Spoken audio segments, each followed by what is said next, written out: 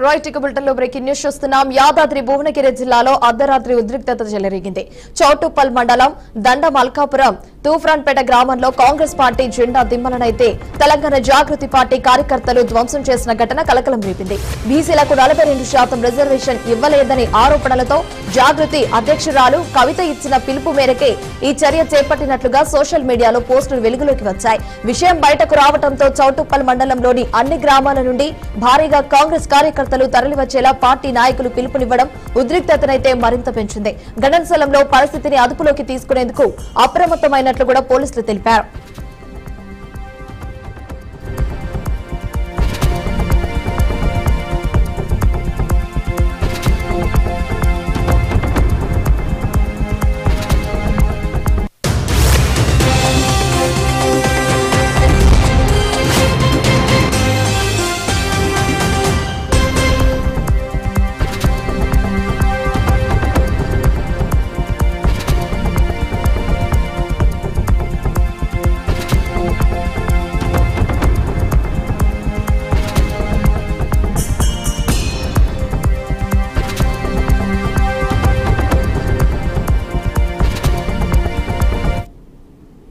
Right ఇక bulletin లో breaking news చూస్తున్నాం. యాదాద్రి భువనగిరి జిల్లాలో అయితే దారుణం అయితే చోటు చేసుకుంది. చౌటుప్పల్ మండలంలో కాంగ్రెస్ జెండానైతే దానికి ఉన్నదైతే కూలుగుడుతున్నారు. ముఖ్యంగా జాగృతి అధ్యక్షురాలు కవిత పిలుపు మేరకే ఈ చర్య కూడా తీసుకున్నట్టు తెలుస్తుంది. సోషల్ మీడియాలో అయితే జాగృతి కార్యకర్తల పోస్టులు కూడా ఇప్పుడైతే వైరల్ అయినట్టు తెలుస్తుంది. ముఖ్యంగా మనం చూసుకుంటే ఇటు ఘటనపై కూడా మండల వ్యాప్తంగా కాంగ్రెస్ కార్యకర్తలు అయితే ర్యాలీలు కూడా నిర్వహించారు.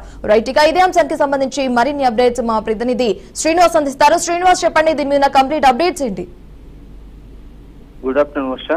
తెలంగాణలోని ఒక్కసారిగా అంటే జాగృతి అధ్యక్షురాలు కవిత ఇచ్చిన పిలుపు మేరకు బీసీలోని 42% రిజర్వేషన్ ఇవ్వాల్సినటువంటి కాంగ్రెస్ పార్టీ వారిని మోసం చేసింది. దీనికి సంబంధించినటువంటి అంటే మేనిఫెస్టోలో పెట్టినటువంటి 42 రిజర్వేషన్ అమలు పరచడం లేదు కాబట్టి ఇది బీసీలను మోసం చేసిన కాంగ్రెస్ పార్టీ.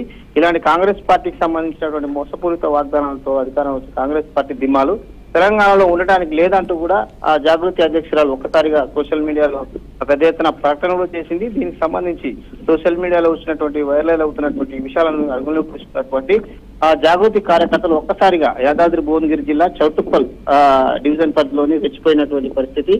ఇకపోతే ఆ డివిజన్ లో ఉన్నటువంటి అనేక ప్రాంతాలలో కూడా ఒక్కసారిగా కాంగ్రెస్ పార్టీ దిమ్మలను కూల్చివేయడానికి జాగృతి కార్యకర్తలు సిద్ధమవుతూ వారి యొక్క ఫొటోస్ కూడా మరి అదే జాగృతికి సంబంధించినటువంటి సోషల్ మీడియాలో కూడా పెద్ద ఎత్తున వైరల్ అవుతున్నటువంటి పరిస్థితి. ఇలాంటి పరిస్థితిని అధికారంలోకి తీసుకోవడానికి కూడా చౌటుప్పల్ ఏసీపీ పూర్తి స్థాయిలోని పోలీసులు రంగప్రవేశం చేసి అక్కడ ఉన్నటువంటి సంఘటన స్థలానికి చేరుకున్నటువంటి పరిస్థితి.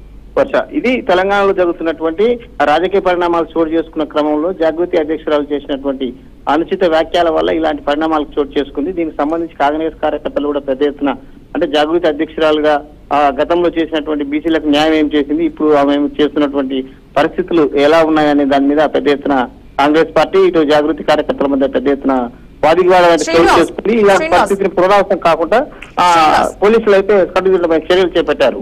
శ్రీనివాస్, ఈ ఘటనలో భాగంగా మనం ముఖ్యంగా చూసుకున్నట్లయితే ఇంత దారుణం అయితే జరిగింది కదా, ఇప్పటి వరకు పోలీసులు అయితే ఎంతమంది కార్యకర్తలను అదుపులోకి తీసుకోవడం జరిగింది, దీని మీద అప్డేట్స్ ఏంటి?